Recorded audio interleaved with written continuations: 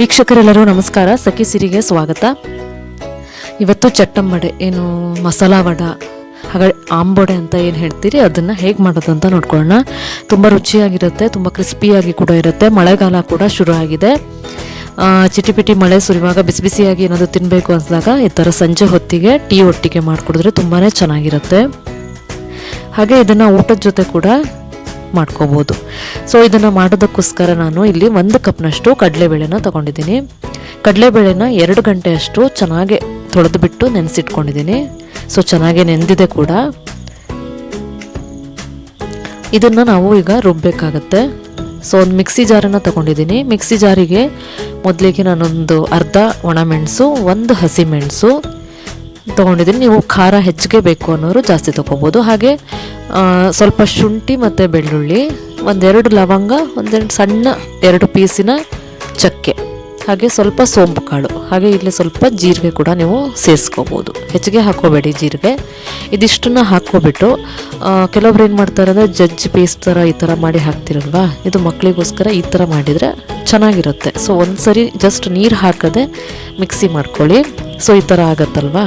So ಇಷ್ಟಾದರೆ ಸಾಕಾಗತ್ತೆ. Next ನಾವೇನು ಕಡಲೆಬೇಳೆ ನೆನೆಸಿಟ್ಟಿದ್ದನ್ನು ಪೂರ್ತಿಯಾಗಿ ಸೋಸ್ಕೊಬಿಟ್ಟು ಎತ್ತಿಟ್ಕೋಬೋದು. ಇಲ್ಲಾಂದರೆ ಈ ಥರ ಹಾಕಿಬಿಟ್ಟು ತರ್ತರಿಯಾಗಿ ರುಬ್ಬಬೇಕಾಗತ್ತೆ. ಅದನ್ನು ನೀರಿನ ಅಂಶ ಯಾವುದೇ ಅಂದರೆ ಕಾರಣಕ್ಕೂ ನೀರನ್ನು ಏನು ಸೇರಿಸೋದು ಬೇಡ. ನೀರನ್ನು ಸೇರಿಸದೆ ನಾನು ರುಬ್ಬಬೇಕಾಗತ್ತೆ. ಇಲ್ಲಿ ಒಂದು ಸ್ವಲ್ಪ ಹಾಗೆ ಎತ್ತಿಟ್ಕೊಂಡಿದ್ದೀನಿ. ಮಧ್ಯ ಮಧ್ಯ ಈ ಥರ ಕಡಲೆ ಸಿಕ್ಕಿದ್ರೆ ಬಾಯಿಗೆ ಚೆನ್ನಾಗಿರುತ್ತೆ, ಕ್ರಿಸ್ಪಿಯಾಗಿ ಸಿಗುತ್ತೆ ಅಂತ. ಸೊ ಅದನ್ನು ನೀರು ಹಾಕದೆ ನಾನು ರುಬ್ಕೊಳ್ತಾ ಇದ್ದೀನಿ. ತರ್ತರಿಯಾಗಿ ಮಧ್ಯ ಮಧ್ಯ ಸ್ವಲ್ಪ ತೆಗೆದುಬಿಟ್ಟು ಸೌಟಿಂದ ಸ್ವಲ್ಪ ಸರಿಸಿ ರುಬ್ಕೊಳ್ಳಿ, ಚೆನ್ನಾಗಾಗತ್ತೆ. ಸೊ ರೆಡಿಯಾಗಿದೆ. ಈಗ ಒಂದು ಮಿಕ್ಸಿಂಗ್ ಬೌಲ್ ತೊಗೊಂಡಿದ್ದೀನಿ. ಅದಕ್ಕೆ ಪೂರ್ತಿಯಾಗಿ ರುಬ್ಬಿರೋ ಅಂಥ ಅಷ್ಟು ಕಡಲೆಬೇಳೆಯ ಒಂದು ಹಿಟ್ಟನ್ನು ಇದಕ್ಕೆ ಹಾಕ್ತಾಯಿದ್ದೀನಿ. ಇಲ್ಲಿ ಏನಂತಂದರೆ ಈ ಕಡಲೆಬೇಳೆ ಉಳ್ಕೊಂಡಿದೆಯಲ್ಲ ಅದನ್ನು ಕೂಡ ಇಲ್ಲೇ ಸೇರಿಸ್ತಾ ಇದ್ದೀನಿ. ಒಂದು ವೇಳೆ ನಿಮ್ಗೆ ಇದು ತೆಳು ಅನಿಸಿದ್ರೆ ಸ್ವಲ್ಪ ಅಕ್ಕಿ ಹಿಟ್ಟು ಹಾಕಿದರೆ ಚೆನ್ನಾಗಿರುತ್ತೆ. ಇಲ್ಲಿ ನಾನು ಒಂದು ಈರುಳ್ಳಿ, ಸ್ವಲ್ಪ ಕರಿಬೇವು, ಹಾಗೆ ಕೊತ್ತಂಬರಿ ಸೊಪ್ಪು ಮತ್ತು ಸಬ್ಬಸಿಗೆ ಸೊಪ್ಪನ್ನು ಪೂರ್ತಿಯಾಗಿ ಸಣ್ಣಕ್ಕೆ ಹೆಚ್ಚಿಟ್ಕೊಂಡಿದ್ದೀನಿ. ತುಂಬ ರುಚಿಯಾಗಿರುತ್ತೆ. ನಿಮಗೆ ಸಬ್ಬಸಿಗೆ ಸೊಪ್ಪು ಬೇಕನ್ನೋರು ಮಾತ್ರ ತಗೊಳ್ಳಿ. ಹಾಗೆ ಇಲ್ಲಿ ರುಚಿಗೆ ಸ್ವಲ್ಪ ಉಪ್ಪನ್ನು ಹಾಕ್ತಾಯಿದ್ದೀನಿ.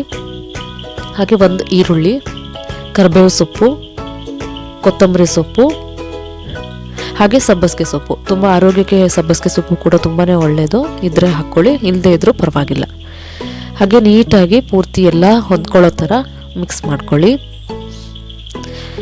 ತುಂಬ ರುಚಿಯಾಗಿ ಬರುತ್ತೆ ಈ ಥರ ಮಾಡಿದರೆ. ಹಾಗೆ ಮಳೆಗಾಲಕ್ಕೆ ಚೆನ್ನಾಗಿರುತ್ತೆ ಬಿಸಿ ಬಿಸಿಯಾಗಿ ತಿನ್ನೋಕ್ಕೆ. ಇದನ್ನು ನಾನೇನು ಮಾಡ್ತಿದ್ದೀನಿ ಅಂದರೆ ಪೂರ್ತಿಯಾಗಿ ಚೆನ್ನಾಗಿ ಮಿಕ್ಸ್ ಮಾಡಿದ ಮೇಲೆ ಉಂಡೆ ಈ ಥರ ಮಾಡಿಟ್ಕೊಂಡ್ರೆ ನಮಗೆ ಬೇಗ ತಟ್ಟು ಹಾಕೋಕ್ಕೆ ಸುಲಭ ಆಗುತ್ತೆ ಅಂತ ಹೇಳ್ಬಿಟ್ಟು ಅಷ್ಟೇ. ಸೊ ಎಣ್ಣೆ ಕೂಡ ಕಾದಿದೆ. ಚೆನ್ನಾಗಿ ಕಾಯೋ ತನಕ ಹೈ ಫ್ಲೇಮ್ ಇಟ್ಕೊಂಡು ಕಾಯಿಸ್ಬಿಟ್ಟು ನೆಕ್ಸ್ಟು ಮೀಡಿಯಮ್ ಫ್ಲೇಮ್ ಇಟ್ಕೊಬಿಟ್ಟು ಈ ಥರ ಕೈಗೆ ಸ್ವಲ್ಪ ನೀರನ್ನು ಹಚ್ಕೊಂಡು ಒಂದೊಂದೇ ತಟ್ತಾ ಪಟ ಹಾಕಿದರೆ ಚೆನ್ನಾಗೇ ಆಗುತ್ತೆ.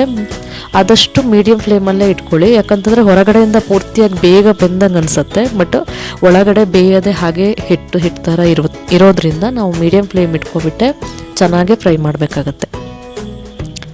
ಸೊ ಇಲ್ಲಿ ಫಸ್ಟಿಗೆ ಮಾತ್ರ ಆದಷ್ಟು ಚೆನ್ನಾಗಿ ಕೆಳಭಾಗದಲ್ಲಿ ಪೂರ್ತಿಯಾಗಿ ಚೆನ್ನಾಗಿ ಬೆಂದು ಇದು ಬ್ರೌನ್ ಆಗತ್ತಲ್ವ ಸ್ವಲ್ಪ, ಆವಾಗ ಮಗ್ಚಿ ಹಾಕಿಬಿಟ್ಟು ಅದನ್ನು ನೀಟಾಗಿ ಬೇಯಿಸ್ಕೊಳ್ಳಿ. ಚೆನ್ನಾಗಿ ಫ್ರೈ ಆದಷ್ಟು ಅದು ಚೆನ್ನಾಗಿ ಬರುತ್ತೆ, ಕ್ರಿಸ್ಪಿಯಾಗಿ, ಮತ್ತು ಒಳಗಡೆ ಕೂಡ ಚೆನ್ನಾಗಿ ಬೇಯತ್ತದು. ಸೊ ಗೋಲ್ಡನ್ ಬ್ರೌನ್ ಆಗೋ ತನಕ ಅದನ್ನು ಫ್ರೈ ಮಾಡಿದರೆ ಸಾಕಾಗತ್ತೆ. ಹಾಗೆ ಫ್ರೆಂಡ್ಸ್, ಇದೇನಂತಂದರೆ ಊಟದ ಜೊತೆ ಕೂಡ ನೀವು ಅದನ್ನು ಸರ್ವ್ ಮಾಡ್ಬೋದು. ಇಲ್ಲಾಂತಂದರೆ ಮಳೆಗಾಲ ಬಂತು ಅಂತಂದರೆ ಬಿಸಿ ಬಿಸಿಯಾಗಿ ಏನಾದರೂ ಮಾಡ್ಕೋಬೇಕು ಅಂದಾಗ ಟೀ ಜೊತೆ ಇದನ್ನು ಮಾಡ್ಕೊಂಡು ತಿಂದರೆ ಆರೋಗ್ಯಕ್ಕೆ ಕೂಡ ತುಂಬಾ ಒಳ್ಳೆಯದು. ಹಾಗೆ ರುಚಿ ಕೂಡ ಚೆನ್ನಾಗೇ ಇರುತ್ತೆ. ಸೊ ರೆಡಿಯಾಗಿದೆ ಕ್ರಿಸ್ಪಿಯಾಗಿ ಟೇಸ್ಟಿಯಾಗಿ ಆಗಿರೋಂಥ ಚಟ್ಟಂಬಡೆ. ಇದನ್ನು ಆಂಬೋಡೆ ಅಂತ ಕೂಡ ಕರೀತಾರೆ, ಹಾಗೆ ಮಸಾಲ ವಡ ಅಂತ ಕೂಡ ಕರೀತಾರೆ.